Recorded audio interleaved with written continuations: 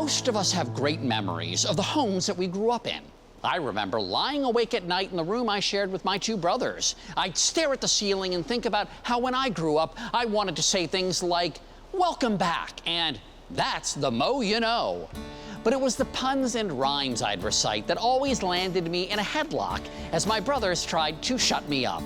It makes you wonder what went on in the homes of famous inventors when they were kids. Like what happened when two famous brothers dreamed and talked of taking flight as they stared at the ceiling. A house isn't always a home, but this one was. Originally located in Dayton, Ohio, this is where Wilbur and Orville Wright, two brothers famous for their contributions to aviation, lived as boys, then men, including when they made the first successful powered flight at Kitty Hawk, North Carolina in 1903. Curator Matt Anderson and I took a ride down memory lane to learn more about the home life that propelled the aviation dreams of the men who became known as the Wright Brothers. Matt and I sat down to chat on the back porch of the Wright family home, just as Wilbur and Orville had once done. So just take me there. Describe what their life was like in this house as boys.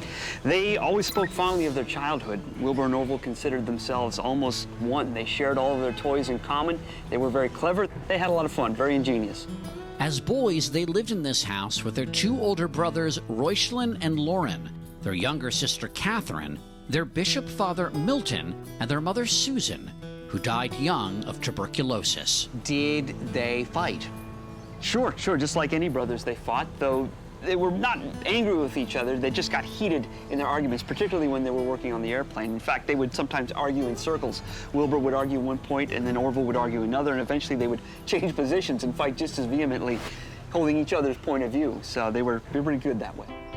Some say their success in flight may not have happened if not for their younger sister, Catherine. What did Catherine contribute? Catherine is really the unsung hero of the Wright story. She was a sounding board for the brothers when they would come home and continue to debate aviation and their work on the airplane.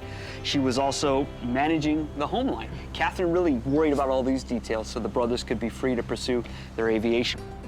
And even though Wilbur and Orville cut their schooling short, they were highly educated. I'm not surprised that the Wrights were big readers. They were avid readers, everything from literature to poetry to science to math to history. And these books were really the core of their education. Neither of them finished high school, so the equivalent for university for them was reading in the home.